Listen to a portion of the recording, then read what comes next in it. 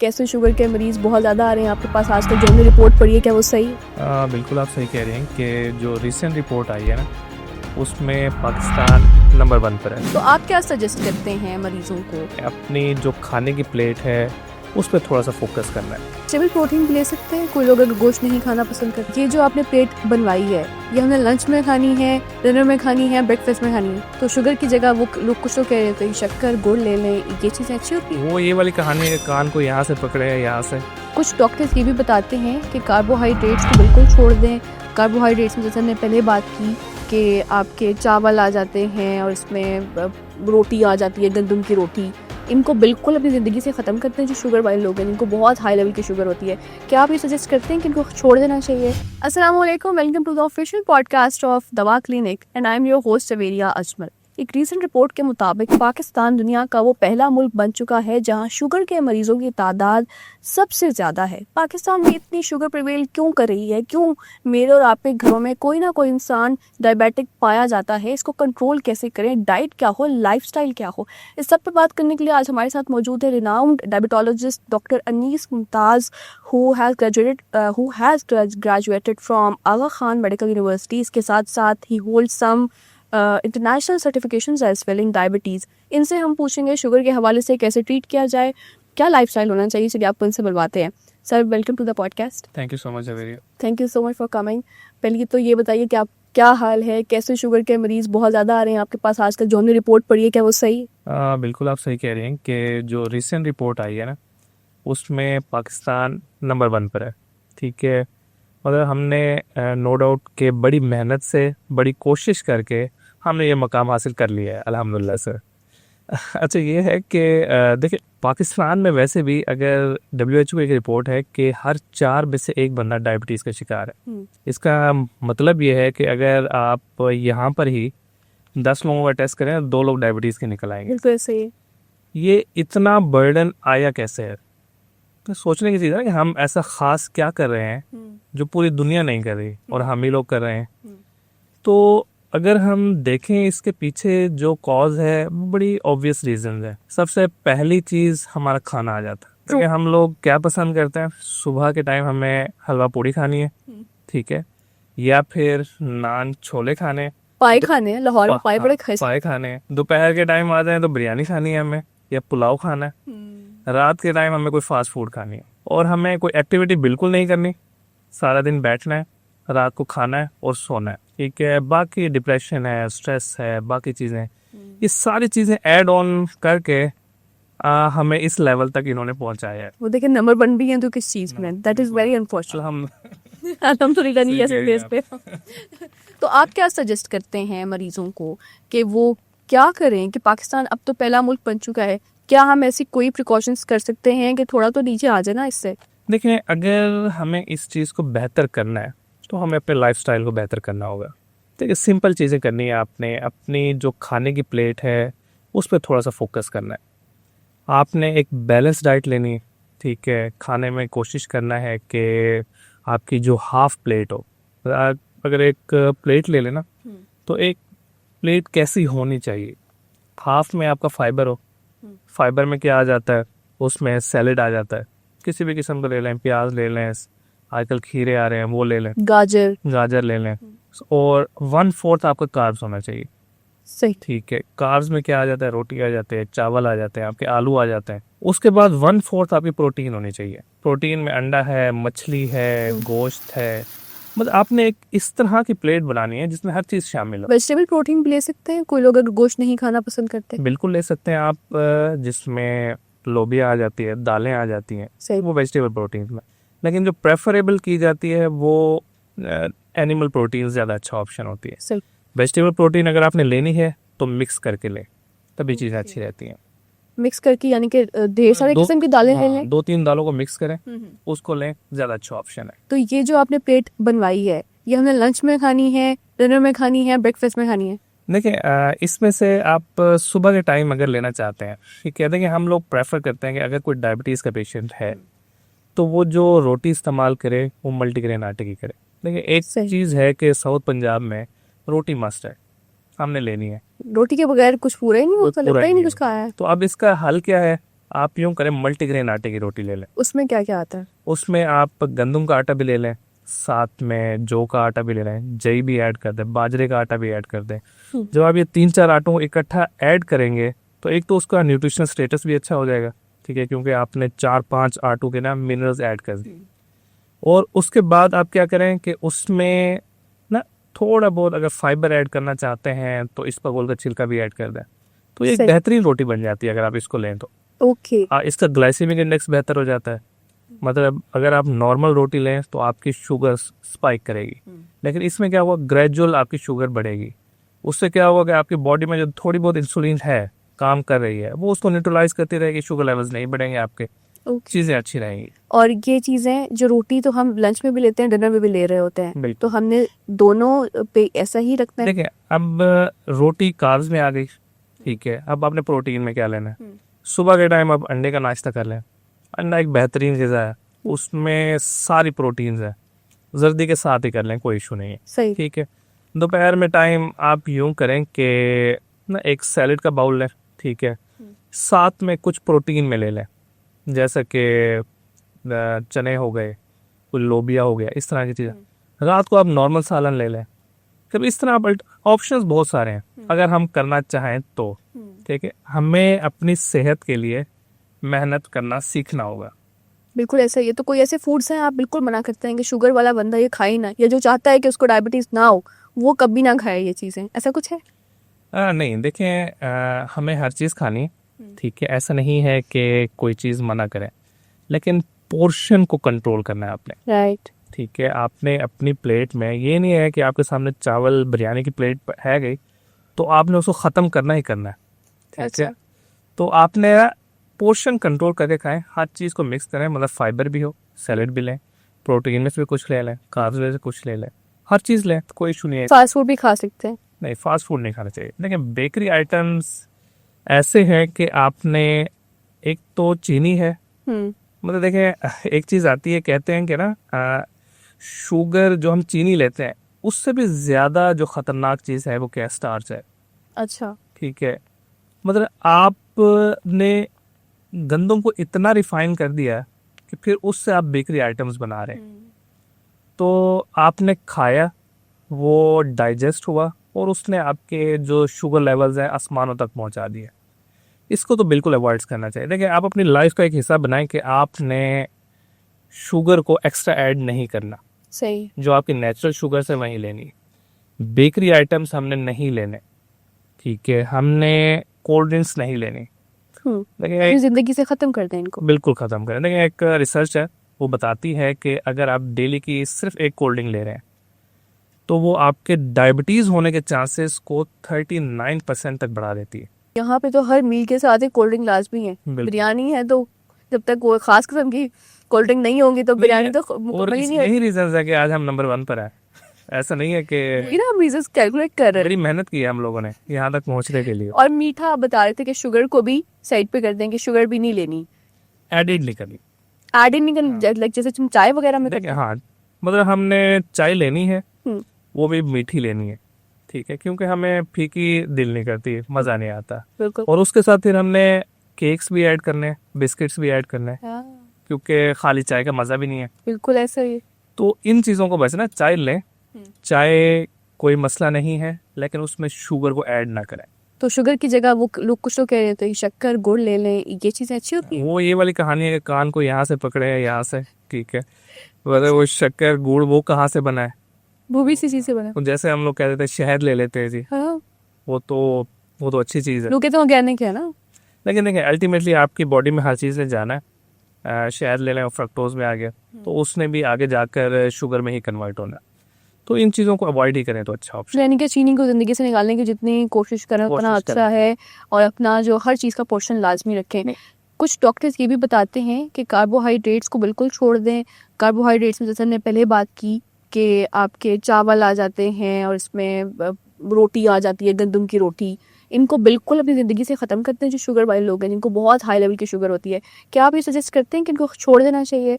ये देखिए, ये जो आप बात कर रही है ना, बिल्कुल कुछ हमारे फेलोज़ हैं जो सोशल मीडिया पर इस चीज़ को ना पोर्ट्रे कर रहे हैं।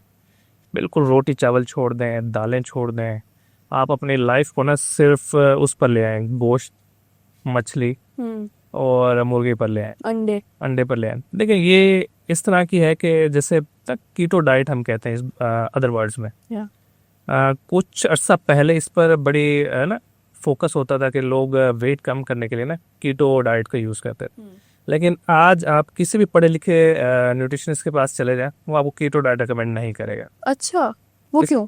इसके पीछे रीज़न ये है कि आप मल्टीपल रिसर्चेस देखें, आप गूगल स्कॉलर खोलें, ठीक है, गूगल का ना एक ऑप्शन आता है गूगल स्कॉलर, ठीक है, स्कॉलर को खोलें, उसमें ना मल्टीपल रिसर्चेस कीटो डाइट लिखें, आपको मल्टीपल रिसर्चेस आ जाएंगी, ठीक है। वो बताएगा कि इनिशियली जो है ना आप वेट लॉस को कम करते हैं कीटो डाइट से, लेकिन जब आप इस कीटो डाइट को आगे लेकर जाएंगे, ठीक है, तो एक हद तक तो आपका फैट कम होगा, लेकिन उसके बाद ये आपके मसल वीकनेस स्टार्ट कराते, आपका मसल मास कम होना शुरू हो जाता है। मतलब आपने जो वीकनेस है वो आपके फिर मसल वीकनेस स्टार्ट हो जाती। तो एक तो इसका ये इशू हो गया। लेकिन दूसरा इसमें यह है कि आपने सारा प्रोटीन इंटेक किया है। प्रोटीन ने अल्टीमेटली निकलना कहाँ से है? आपके किडनी से। प्रोटीन के एंड प्रोडक्ट्स होते हैं यूरिया, क्रेटिनिन, यूरिक एसिड। पहले हम ले रहे थे कोई अराउंड 30-35% प्रोटीन, अब हम क्या कह रहे हैं कि हम लेते हैं 100% प्रोटीन। अब उस 100% ने जाना कहाँ से है? किडनी से। शुगर अलग से आपकी किडनी को डैमेज कर रही है, फिर आपने प्रोटीन को और बढ़ा दिया है, वो अलग से आपके किडनीज पर लोड डाल रहे हैं।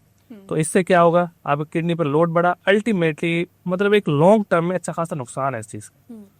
और इसी तरह अगर आप मल्टीपल रिसर्चेस देखें तो वो ये शो करते हैं कि low carb diet overall mortality को इंक्रीज करती है। मोर्टेलिटी, लोगों के डेथ होने को? मतलब ये है कि आपका लाइफ स्पैन कम कर देती है। ओके। मतलब मोस्टली मल्टीपल रिसर्चेस की गई हैं कि जो लोग बीमार होते हैं तो उनको हम किस तरह की अच्छी डाइट दें, ये करें, फलां करें। तो उसमें अगर आप प्रोटीन डाइट ज़्यादा कर दें तो उसमें ना फिर उनके लाइफ स्पैन के कम होने के चांसेस ज़्यादा हैं। यानी कि ज़िंदगी के साल कम हो जाते हैं। जैसे हम कहते हैं कि सिगरेट कम कर रहे हैं, ये करे, तो अगर आप लो कार्ब्स या कार्बोहाइड्रेट्स लेते ही नहीं है तो आपकी ज़िंदगी कम हो सकती है। तो बड़ी एक इन्फॉर्मेशन है जो कि बहुत सारे लोगों को ज़रूरी है। तो इसलिए हम लोग रेकमेंड नहीं करते ये चीज़ कि ना आप अपने डाइट से ना मतलब इसको कट कर दें। दो तरह की शुगर्स होती हैं, एक होती है सिंपल कि आपने खाया और वो डाइजेस्ट हुआ, शुगर फौरन आसमान में पहुंच गई। एक होती है कि आपने खाया, आहिस्ता आहिस्ता शुगर ग्रेजुअली बढ़ेगी। आप नॉर्मल जो खाना है उसको कम्प्लेक्स में कन्वर्ट कर दें। वो कैसे कर सकते हैं? आप उसमें थोड़ा सा प्रोटीन ऐड कर दें, आप उसमें फाइबर को ऐड कर दें। देखिए हमारे जो बड़े थे ना, वो जो चक्की पहले शुगर इतनी नहीं थी, उसके पीछे रीज़न क्या थी? हम आज भी वही गंदम यूज़ कर रहे हैं, ठीक है, पहले भी वही गंदम यूज़ होती थी, लेकिन वो जो हाथों से पीसते थे ना तो उसमें फाइबर बच जाता था। सही। फिर पत्थर वाली चक्की आई है, ठीक है, उसमें ना थोड़ा सा छान बनता था। आजकल आती है चाइना वाली चक्की, उसमें छान बिल्कुल ही नहीं बनता। ओके। तो जब आप आटे को इतना फाइन कर देते हैं कि उसमें से फाइबर बिल्कुल निकल गया, मतलब आपने फाइबर निकाल लिया, अब पीछे क्या बची है? सिर्फ और सिर्फ शुगर, और वहीं आप इंजेस्ट कर रहे हैं।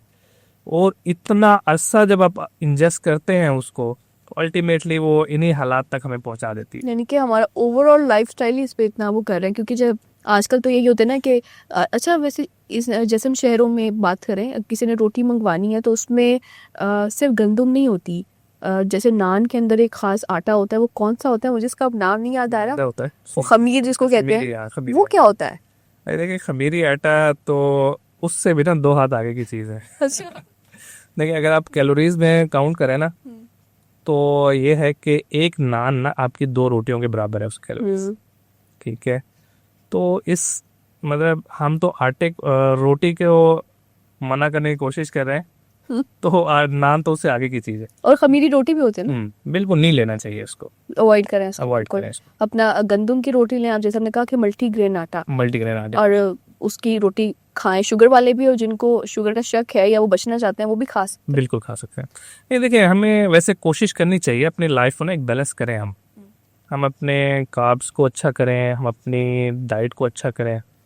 अब कोशिश करें वॉक की रूटीन बनाएं, प्रॉपर स्लीप लें, ये सारी चीज़ें मिलकर हमें एक हेल्दी लाइफस्टाइल की तरफ बिल्कुल ऐसे ही आपने जैसे बात की वो बिल्कुल ऑब्वियसली हर इंसान की बॉडी के लिए बहुत इंपॉर्टेंट है, लेकिन आजकल इकोनॉमिक इश्यूज बहुत ज़्यादा हैं, लोग फाइनेंशियली इतने अच्छे नहीं होते, इतना पैसा सबके पास नहीं है कि वो हर चीज़ अफोर्ड कर सके। उनके लिए आप क्या कहते हैं कि वो फाइबर कैसे लें, कार्ब्स कितने लें, प्रोटीन कैसे लें? आपके पास पेशेंट्स आते होंगे, वो कहते होंगे कि सर हमारे पास नहीं है इतना बजट। देखिए हमारे लोगों के पास ना थोड़ा सा अजीब से ही वो हालात है कि अगर हम उनसे कहें कि ना मेडिसिन पर वो हर चीज़ लगाने को तैयार है। सही। ठीक है, मेडिसिन का वो बजट वो 25,000 उन्होंने रखा हुआ है अलग से। ठीक है, लेकिन वो अपनी डाइट बेहतर करने को राजी नहीं है। देखिए अब पेशेंट है मेरे, एक ऑनलाइन ही है हमारे। ठीक है, ताहिर साहब है, KPK से हैं। ठीक है, अभी तकरीबन अराउंड ना उनको 1 मंथ हो गया हमारे साथ। अभी वो हमें बात कर रहे थे कि ना डॉक्टर साहब के ना 12 साल से मुझे शुगर है, मेरी आज तक शुगर 200 से कम आई ही नहीं। और लिटरली हम, और आज ना उनकी शुगर बेहतर है, और हमने कोई ख़ास जादू नहीं किया उनके साथ।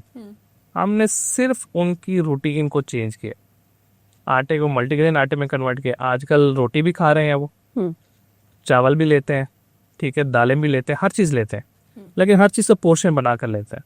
रात के टाइम सोते हुए दूध पीते थे, हमने उन्हें कहा कि असर के टाइम लिया कर। आज उनकी शुगर 12 साल के बाद कंट्रोल हो गई है, और हमने उनकी मेडिसिन काफ़ी हद तक कम भी कर दी है। वाह। कैसे किया ये? जस्ट एक मतलब थोड़ी बहुत चीज़ें आप अपने लाइफ में चेंज करें, चीज़ें बेहतर हो जाती हैं।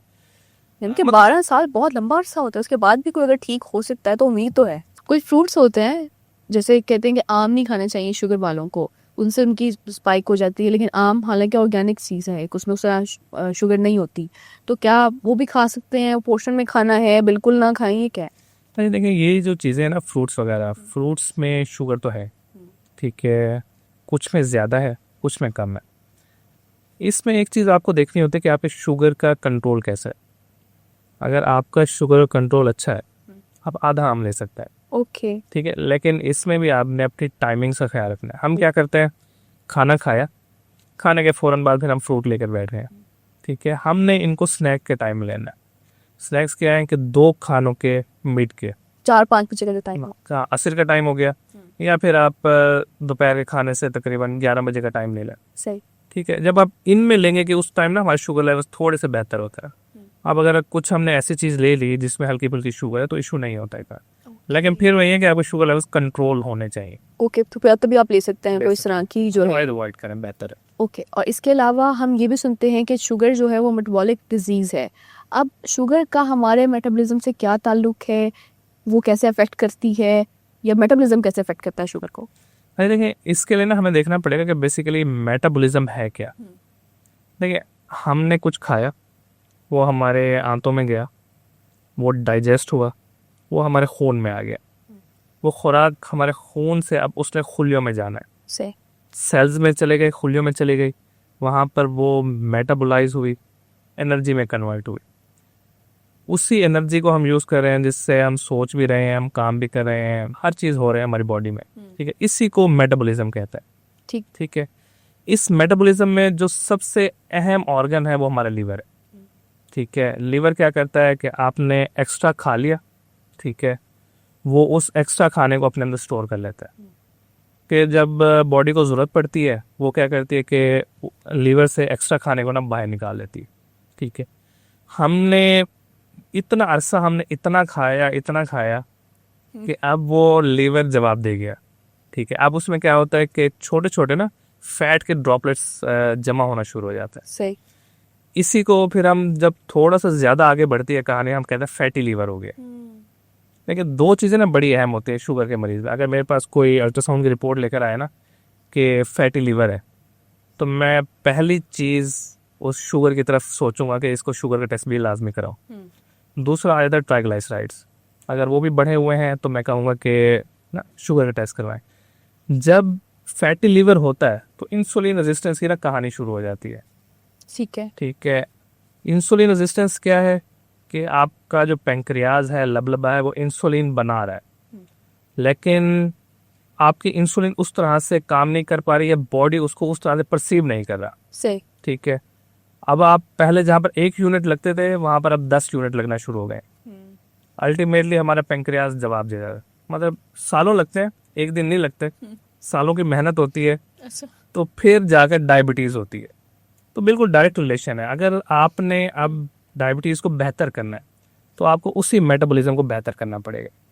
ठीक है। और वो कैसे बेहतर होगा, उसको बेहतर करने के लिए आपको अपना लाइफस्टाइल बेहतर करना पड़ेगा। वही बात जो हम पहले कर चुके हैं। बिल्कुल, लाइफस्टाइल अपना बेहतर करें। लाइफस्टाइल में क्या चीज़ें, डाइट है, आपकी एक्सरसाइज है, प्रॉपर स्लीप है, और आपने अपने लिए कुछ करना है। जैसा कि कुछ लोगों को ना इनर पीस मिलता है कि नमाज पढ़ने से, कुछ लोग किसी बाग में बैठ जाएं, अपने लिए थोड़ा सा टाइम निकालें, थोड़ा सा रेस्ट करें। मी टाइम कहते हैं मी, actually। बिल्कुल हाँ।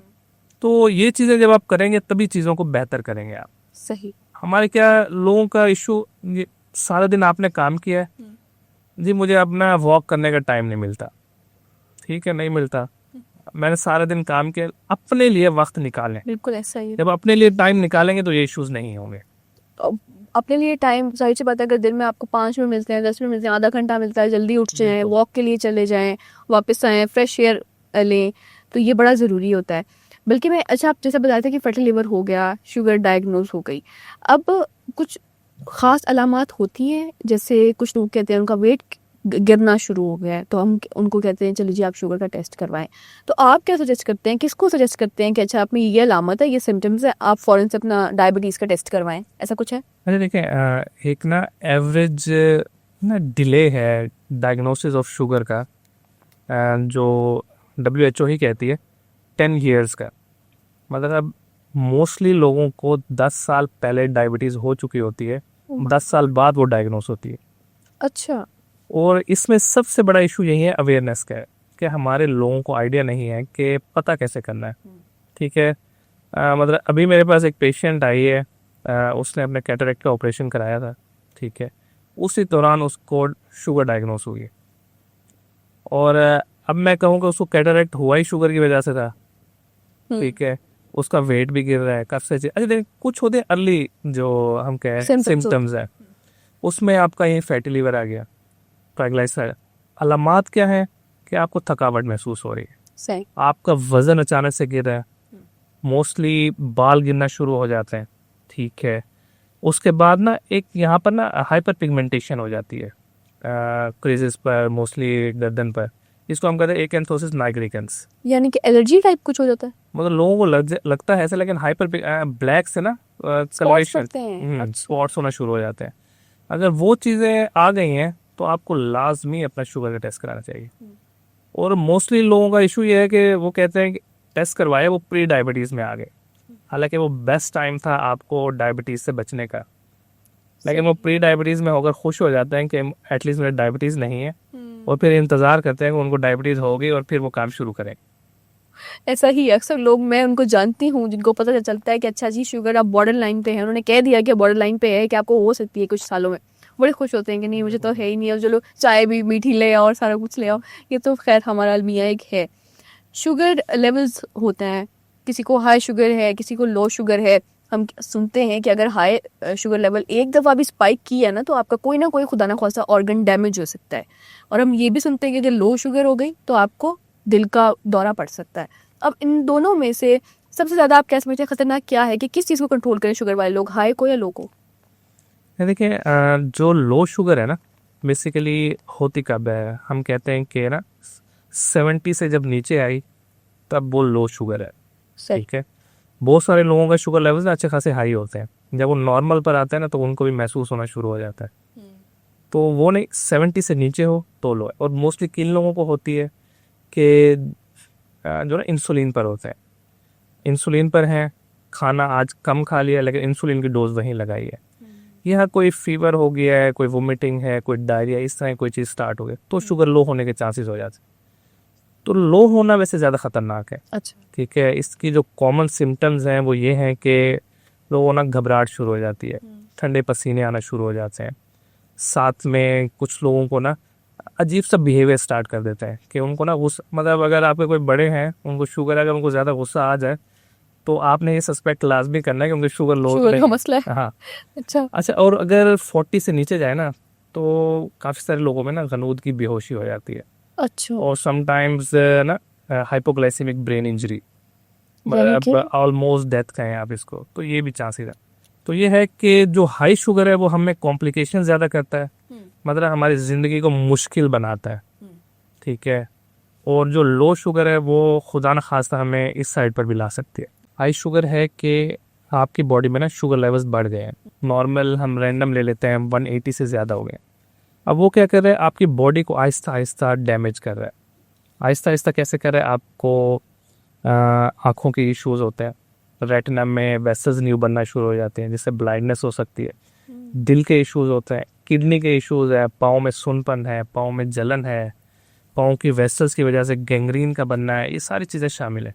तो जो हाई शुगर है वो आहिस्ता आहिस्ता आपकी ज़िंदगी को मुश्किल बनाता जाता है, ठीक है ये भी ख़तरनाक ही, लेकिन मुश्किल बना रहा है। हाँ, कुछ ख़ास केसेस है जिसमें हम कहते हैं डायबिटिक कीटोएसिडोसिस, जो कि ख़तरनाक अलामात हो सकती हैं, आपको इमरजेंसी में ले जा सकते हैं, लेकिन ये कम होती हैं। Hypo as compare to hyper ज़्यादा ख़तरनाक है। यानी कि अगर लो हो जाए तो इमीडिएट डेथ का खदशा होता है, बिल्कुल हो अगर हाई हो जाए तो फिर वॉइस से ऑर्गन डैमेज ऑर्गन होते हैं, खुदा न ख्वास्ता। अक्सर हमने ये भी देखा है कि कुछ लोग कह रहे होते हैं कि एकदम से शुगर हाई हुई तो उनकी आंखों पे फ़र्क पड़ गया, किसी ऑर्गन पे फ़र्क पड़ गया। क्या ये पॉसिबिलिटी होती है कि अगर शुगर की वजह से आपका कोई ऑर्गन डैमेज हुआ है तो उसको हम रिवर्स कर सके, वो ठीक हो सके, या फिर वो परमानेंट होता है? नहीं, देखिए कुछ ऐसी चीज़ें हैं जिसको हम बेहतर कर सकते हैं। जैसे कुछ लोग कहते हैं कि आंखों का धुंधलापन हो गया, वो बेसिकली ये होता है कि आपकी लेंस से ना पानी निकल जाता है शुगर हाई होने की वजह से, लेकिन जैसे वो शुगर लेवल्स बेहतर होते चीज़ें बेहतर हो जाती हैं। इसमें अहम चीज़ ये है कि हमने मज़ीद ख़राब होने से रोकना है, बचाना है बॉडी को।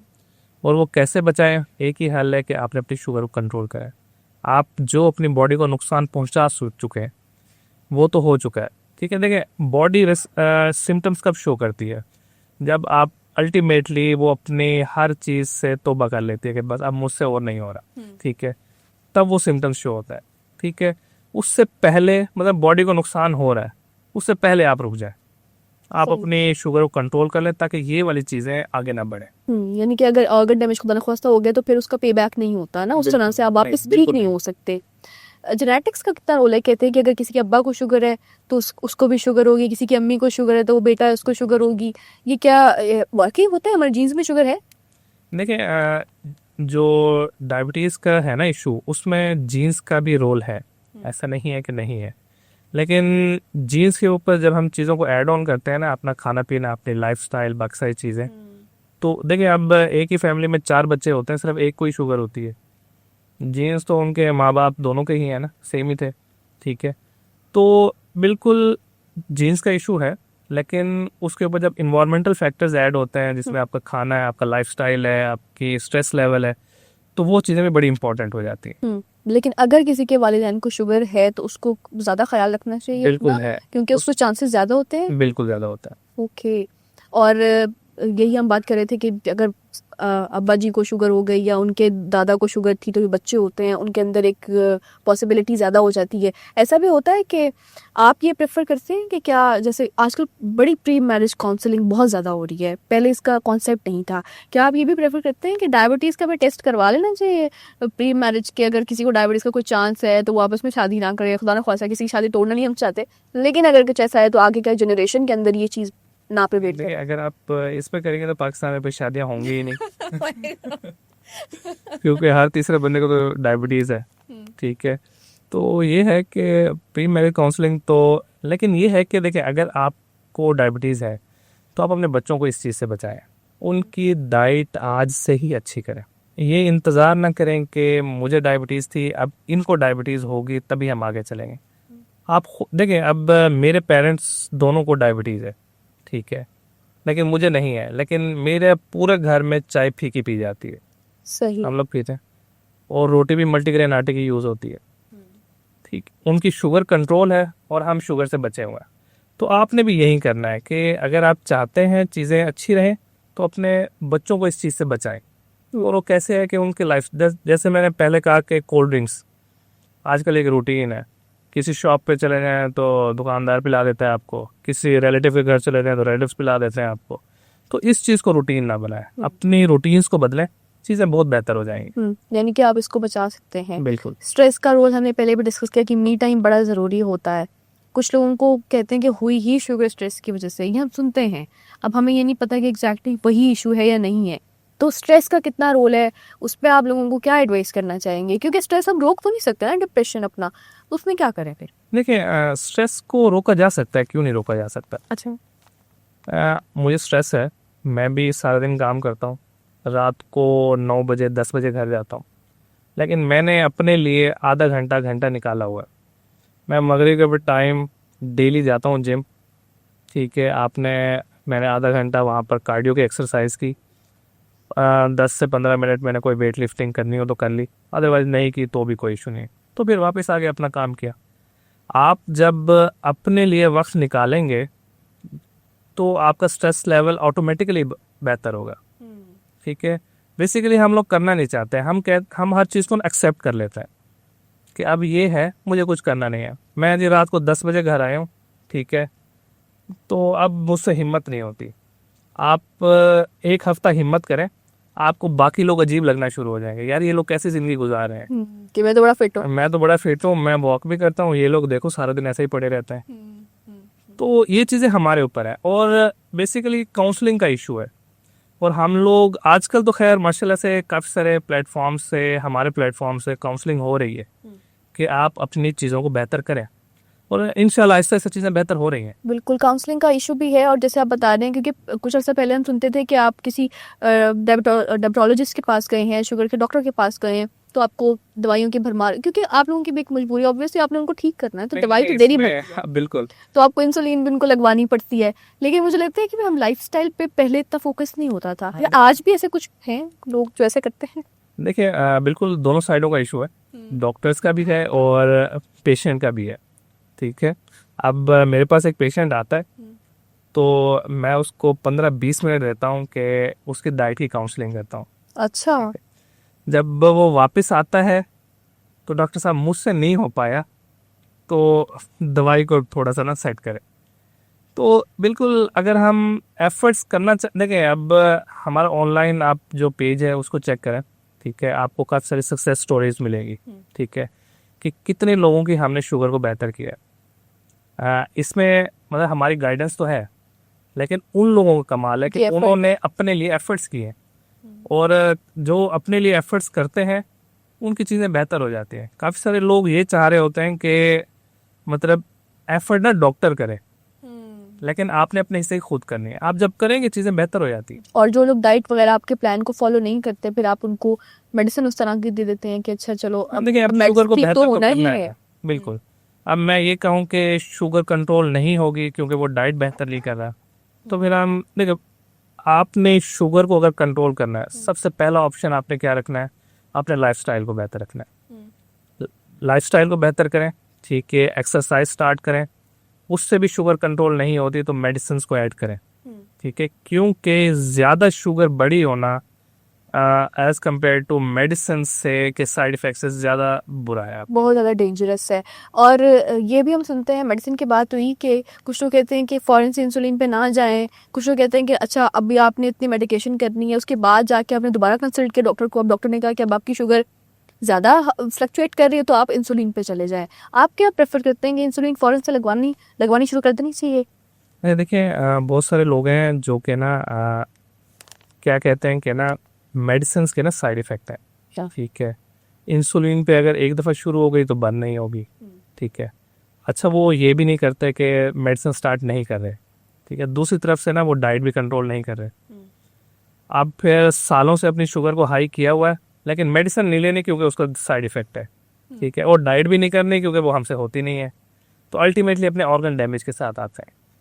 डिपेंड करता है आपके शुगर लेवल्स कैसे हैं। अगर आप अपनी शुगर को बगैर इंसुलिन के कंट्रोल कर रहे हैं तो वेल एंड गुड, अगर आप नहीं कर पा रहे तो उसको भी लगाएं। इसमें कोई लिमिट होती है कि इतनी शुगर है तो इंसुलिन की कोई ज़रूरत नहीं? देखिए HbA1c अगर आपका 10 से ऊपर है तो आपको इंसुलिन लगानी चाहिए, ठीक है। अगर आपका HbA1c 10 से नीचे है तो आप मेडिसिन से भी काम चला सकते हैं। अगर आपका HbA1c 7 से नीचे है तो आपको मेडिसिन की भी जरूरत नहीं है, आप लाइफस्टाइल पे तो ये प्रॉपर चेकअप्स होते हैं, उसके बाद आप प्रोवाइड करते हैं, एडवाइस करते हैं, सजेस्ट करते हैं कि उन्होंने आगे ज़िंदगी में क्या करना है। रमज़ान आता है, हर साल हम सुनते हैं कि जो शुगर वाले लोग हैं वो बेचारे रोज़ा नहीं रख पा रहे, या अगर खुदा न ख्वास्ता किसी ने रखी है तो उसकी लो हो गई है एकदम से। तो आप क्या सजेस्ट करते हैं कि शुगर वाले लोग रोज़ा अगर रखना है तो कैसे रखें? देखिए रमज़ान से पहले ना काफ़ी सारे पेशेंट्स हमारे पास सिर्फ इसीलिए कंफर्म करने आते हैं क्योंकि मुझे डायबिटीज़ है तो मैं रोज़ा नहीं रखूँगा। अच्छा, ठीक है, वो आपसे वैलिडेशन चाहते हैं। वैलिडेशन चाह रहे होता है। ओके, तो लेकिन ये है कि अगर आपकी शुगर अनकंट्रोल्ड है तो आपको लाजमी रोज़ा रखना चाहिए। रखना चाहिए। बिल्कुल, रोज़ा एक अल्लाह की तरफ से वैसे तो एक है ही, नेमत है, रहमत है, लेकिन शुगर वाले मरीज़ों के लिए एक अलग से नेमत है। जिन लोगों की शुगर कंट्रोल नहीं हो रही होती, हम उनको कहते हैं कि नॉर्मली आप 3-4 दिन रोज़ा रख लें। 3-4 दिन वो रोज़ा रखते हैं, उनकी शुगर कंट्रोल होना स्टार्ट हो जाती है। ठीक है, हाँ ये इशू ज़रूर है कि आप अफ्तारी अपनी देख कर खाएं। ठीक है, हाँ। आपकी अफ्तारी की प्लेट में ये ना हो समोसे भी हो, पकौड़े भी हो और जलेबी भी हो, फिर शुगर कंट्रोल नहीं हाँ, वो लाल शरबत भी हो और सारा शरबत कुछ भी हो। बिल्कुल, सही। लेकिन ये है कि रमज़ान से पहले या रोज़े से पहले आपको मेडिसिन थोड़ी सी एडजस्ट करनी पड़ती है। अच्छा, तो आपने अपने डॉक्टर के साथ जरूर बात करनी है इस हवाले से, उसके बाद भी आप रोजे बिल्कुल, रख सकते हैं। हर शुगर का पेशेंट रख हर सकता है। Sugar patient. खजूर से रोजा खुलता है तो खजूरें खा सकते हैं, नहीं खा सकते? अरे देखें असल में इशू ये है कि हम लोग कहते हैं कि सुन्नत है, खजूर खानी चाहिए। ठीक है, लेकिन हमने काफ़ी अरसे से खाने की बाकी किसी सुन्नत पे अमल नहीं किया होता। ठीक है, जैसे कहते हैं कि खाने पे मैदे का ना एक हिस्सा खाली रखें, हाँ। वो हमने कभी उस पर अमल नहीं किया। ठीक है, हमने हर चीज़ खाई है। हाँ, ये सुन्नत हमें याद है कि हमने खजूर खानी। एक हार्ड एंड फास्ट रूल है कि खजूर नहीं है तो रोजा नहीं। रोज़ा देखिए, अगर रोज़ा अफ्तारी के टाइम है ना तो एक आध खजूर खा लें, ठीक है, कोई इशू नहीं। सही। अगर आपकी शुगर कंट्रोल में है तो एक दिन में एक खजूर खा सकते हैं। अगर शुगर कंट्रोल नहीं है तो नहीं खा सकते। अच्छा, खजूर बिल्कुल छोड़ दें, फिर रोजा पानी वगैरह के साथ खोल लें? रोज़ा पानी के साथ, नींबू पानी बेहतरीन चीज़ है, नींबू पानी के साथ खोलें, उसमें शुगर ना ऐड करें, सिर्फ नींबू ऐड करें। यस। और उसके साथ आप, हाँ, ये लोगों के लिए बड़ा ज़रूरी है बताना कि हार्ड एंड फास्ट रूल बिल्कुल नहीं है कि आप खजूर से रोज़ा खोलें। आप बगैर खजूर के भी रोज़ा इफ्तार हो सकता है, लेकिन आपका जो अल्टीमेट गोल होता है वो यही है कि आप रोज़ा ज़रूर रखें। फास्टिंग वैसे भी देखिए आजकल इतनी रिसर्चेज आ रही हैं, हम यही पढ़ते हैं कि 30 दिन का जो रोज़ा है आपकी पूरी बॉडी को वो एक तरह रिफाइन कर रहा होता है कि आपका सारे ब्लड शुगर लेवल्स भी ठीक हो जाते हैं, आपकी बॉडी अच्छी हो जाती है, रिफाइन हो जाती है कि रोज़े कितने ज़रूरी हैं और हर बंदे को ज़रूर रखना चाहिए। प्रॉपर रोज़ा रखें, लेकिन जिस तरह हम रखते हैं ना कि अफ्तारी सहरी, वो ना हो। थोड़ा सा एक्सप्लेन करें इसे। जैसे हम अफ्तारी में मतलब जिस तरह का हम खाना खाते हैं हाँ, वो वाला। वैसा ना हो, एक नॉर्मल खाना खाएं। सहरी में भी अफ्तारी में भी आपकी चीज़ें बहुत बेहतर हो, अपनी डाइट को कंट्रोल करके। आप अपनी बॉडी में अच्छे खासे चेंजेस फील करें। हाँ, सहरी से मेरे जहन में आया पराठे। पराठे पे आपका क्या बिलीफ है कि खाना चाहिए नहीं खाना? देखें पराठे में ना, देखें पराठा जो रिकमेंडेड है ना, घी वो है सिर्फ 1 चम्मच। अच्छा। ठीक है, और घी भी कौन सा हो, सिर्फ देसी घी हो। अच्छा, ये जो कहते हैं ऑलिव ऑयल, ऑलिव ऑयल अच्छा है, लेकिन ऑयल किस तरह लगाना है वो भी ना, उसमें एक्स्ट्रा वर्जन ऑलिव ऑयल्स आते हैं, से वो भी आप सिर्फ 1 चम्मच रोटी बन जाए उसके ऊपर लगाएं। अगर आपने उसको गर्म कर दिया है ऑयल को तो उसकी भी इफादत खत्म हो जाती है। अच्छा। वो घी में सिर्फ देसी घी सबसे अच्छा है। ठीक है, उसमें लिनोलेनिक एसिड होता है जो उल्टा कोलेस्ट्रॉल को कम करता है, लेकिन वही कहानी है कि सिर्फ 1 चम्मच। ठीक है, उसका पराठा भी उसका ही नहीं है। ठीक है, ओके। स्किन डैमेजेस भी हो जाते हैं शुगर की वजह से। हम ये देखते हैं कि कुछ लोग कहते हैं कि जिनको शुगर हुई है वो आम इंसान से जल्दी बूढ़ा हो गया है, उसकी स्किन झुर्रियाँ पड़ गई हैं, जी आपके रिंकल्स आ रहे हैं, आपकी स्किन आप बहुत जल्दी ऐसे लगता है कि बहुत बूढ़ा हो गया है, बाल शायद गिरना शुरू हो गए। तो इसका कोई रिवर्स है? जैसे शुगर के तो हमने रिवर्स की बात कर ली कि आप एडजस्ट कर लेना डाइट को और चीज़ों को, आप ठीक हो जाएंगे। इनका भी है कि ये वापस आ जाती हैं चीज़ें? देखिए हमारी सोसाइटी का ना एक इशू ये है कि मोस्टली फीमेल्स ना शुगर को सीरियस ही तब लेती हैं जब लोग उनको कहना शुरू हो जाते हैं कि आपकी झुर्रियाँ पड़ गई हैं या आपके चेहरे को क्या हो गया है, तभी ये चीज़ है ना वो सीरियस है ब्यूटी। हाँ, तो तभी वो सीरियस लेती हैं, अदरवाइज सीरियस नहीं ले रही होती। अच्छा, ये है कि देखिए शुगर कोलेजन को डिस्टर्ब करता है, उसकी वजह से हम ना बिल्कुल चेहरे पे झुर्रियाँ भी पड़ती हैं, अच्छे स्किन इश्यूज होते हैं, स्किन इन्फेक्शन अलग से होते हैं क्योंकि इम्यूनिटी वीक होती है। ये है कि कोलेजन, ये है कि अगर आप शुगर को बेहतर कर लें तो ये कोई वो नहीं करेगा कि ब्यूटी प्रोडक्ट का काम करेगा। ठीक है, ये है कि आहिस्ता आहिस्ता जब चीज़ें बेहतर होती हैं तो बॉडी अपने आप को ना नॉर्मल रूटीन पर लाना शुरू करती है। अच्छा। तो बिल्कुल जब आपकी शुगर बेहतर होती है तो चीज़ें, बॉडी, आपके फेस, हर चीज़ बेहतर होती है। तो यानी कि थोड़ा सा रिंकल्स में फर्क पड़ सकता है, लाजमी पड़ता है। और हाइड्रेशन कितनी जरूरी है, पानी पीना कितना जरूरी है? पानी में तो वैसे ही जिंदगी में कहते हैं, मैंने तो ये भी सुना है कि शुगर वालों को प्यास बहुत ज्यादा लगती है, तो ये अब इस पे क्या कहते हैं? देखिए शुगर का ना एक सिस्टम ऐसा होता है कि जब बॉडी में शुगर हाई होती है ना तो बॉडी अपने जिस्म से ना वाटर को निकालती है, ठीक है। उसी की वजह से हमें प्यास ज़्यादा लग रही होती है। और अगर आपकी शुगर वैसे भी हाई है तो आपको पानी ज़्यादा पीना चाहिए, क्योंकि फिर जो इसकी सीरियस कॉम्प्लिकेशंस है जिसको हम डीके कहते हैं, बाकी सारी चीज़ें तो वो भी बढ़ सकती हैं। तो दिन में नॉर्मली 4 से 5 लीटर पानी तो पिए, लेकिन अच्छा। सर्दियों के मौसम में चले 2-3 लीटर कर दें, लेकिन पीना आपको हाइड्रेट अच्छा रहना चाहिए अपने शुगर को शुगर को ठीक बेहतर रखने के लिए। बहुत शुक्रिया डॉक्टर साहब, मुझे लगता है कि हर चीज़ हमने बहुत एक्सप्लेन किया है, जो लोगों के कंसर्न होते हैं, मेजर कंसर्न जो होते हैं वो आपने बहुत अच्छे से एड्रेस किए हैं। एंड पे कुछ सजेशन चाहूँगी आपसे, या कुछ ऐसे 3 से 4 बड़ी गलतियाँ बता दें। आपके पास जो पेशेंट्स आते हैं डायबिटिक जो होते हैं वो क्या गलतियाँ करते हैं बड़ी बड़ी, जो कुछ तो हम बात कर भी चुके हैं, लेकिन कुछ ऐसी जो आप कहते हैं कि सब पेशेंट्स अवॉइड करें। देखिए, कुछ लोगों की ना आदत है कि रात को ना सोते हुए दूध का पीना है। अच्छा। हम लोगों ने एक बनाया हुआ है कि जी हमारा गला खुश्क हो जाता है अगर हम दूध नहीं पियेंगे। इस आदत को बदलें, ठीक है। कोशिश करें जो आपने दूध पीना है वो असर का टाइम रखें, सही सही। और खाना खाने के फौरन बाद नहीं सोना आपने। सोने से तकरीबन 2-3 घंटे पहले अपना पेट खा लें, हर चीज़ कर लें। सोने से पहले आपका पेट खाली होना चाहिए। कोशिश करें कि हर खाने के साथ ना आपने थोड़ी सी चहलकदमी लाजमी करनी है, सही। ताकि जो आपने खाना खाया है वो थोड़ा सा हजम हो जाए, चीज़ें अच्छी रहें आपकी। चहलकदमी घर के अंदर भी हो सकती है, बाहर पार्क्स में जाना बहुत ज़रूरी है। देखिए, चहलकदमी घर में भी हो सकती है, और आजकल मैं आपको बताऊं कि जैसे कि स्मोक का सीज़न है, सर्दियां हैं, लोग बाहर नहीं जा सकते, तो इसके लिए जो रिकमेंडेड चीज़ें हैं वो यही हैं कि आप हर घंटे में 5 मिनट की वॉक करें और 10 स्क्वाट्स लगाएं। ये आपकी जो आधे घंटे की रात की वॉक है या आधा घंटा सुबह की वॉक है उसको कंपनसेट करेगा, सही और आपकी एक्टिविटी में भी इजाफा करेगा। सही। यानी कि अगर आप बाहर नहीं भी जा सकते तो आप इतनी एक्सरसाइज कर लें तो आपके लिए काफ़ी है। सफिशिएंट है। जब हम फैटी लिवर में बात कर रहे थे, ट्राइग्लिसराइड के हवाले से हमारी बात हुई थी कि वो लेवल्स होते हैं, वो शुगर को किस तरह अफेक्ट करते हैं, उनको कैसे ठीक रखा जाता है, इसका क्या रोल है बेसिकली? देखिए, शुगर में ना स्पेशली जो लिपिड प्रोफाइल है ना, उस पर कोलेस्ट्रॉल से ज़्यादा ट्राइग्लिसराइड्स बढ़े हुए होते हैं, सही। ठीक है। और ट्राइग्लिसराइड्स बॉडी के लिए ना अच्छे खासे ख़तरनाक है, मतलब वो जो आपके वेसल्स हैं उसको एसिलरेट कर देती हैं, चीज़ें डैमेज को, आपके बॉडी ऑर्गन्स को के डैमेज को एसिलरेट कर देती हैं चीज़ें। और बेहतरीन चीज़ आपको एक चीज़ बताता हूँ कि मतलब एक ऐसी खुराक है जो किसी गोली से भी बेहतर है। अगर आप कोलेस्ट्रॉल की टैबलेट खाएं उससे बेहतर है आप उस खुराक को शुरू करें। और कोई खून पतला करने वाली भी टैबलेट से भी बेहतर option omega 3 fatty acids. Omega 3 fatty acids, ठीक है। ये एक ऐसी चीज़ है जो कि नेचुरली आपकी खून की शरियानों को साफ करती है, आपके दिल की हालत को अच्छा करती है, और ये हर बंदा इसको यूज़ कर सकता है। और ये किन किन आपको खुराक में मिलती है, इसका सबसे मेजर सोर्स है मछली, फिश, ठीक है। फिश लें, उसके बाद आ जाते हैं अलसी के फ्लैक्स सीड्स हैं, वो एक अच्छा ऑप्शन। अलसी के बीज जिसको कहते हैं, सही बिल्कुल सही। अब वो लें, वो एक अच्छा। बाकी नट्स हैं, उसमें काजू है, पिस्ता है, उसमें भी होती हैं। ड्राई फ्रूट्स खा सकते हैं, ड्राई फ्रूट्स भी खा सकते हैं, किशमिश को छोड़ के। अच्छा, किशमिश मीठी होती है, किशमिश को छोड़ के उसको छोड़ बाकी है लेकिन बाकी कुछ उसमें भी सब्जियों में भी होती है। लेकिन ओमेगा 3 फैटी एसिड बेहतरीन चीज़ है, अपनी डाइट का रूटीन बनाएं इसको। ओके, तो दिन में कितनी अमाउंट इसकी ले लें, दोपहर में ले लें, दिन में, रात में, क्या? देखिए, अगर आप खुराक में ले रहे हैं तो कोशिश करें इनमें से कुछ ना ऐड लाजमी करें, जिसमें फ़िश हो गई, ठीक है, जिसमें ड्राई फ्रूट्स हो गए।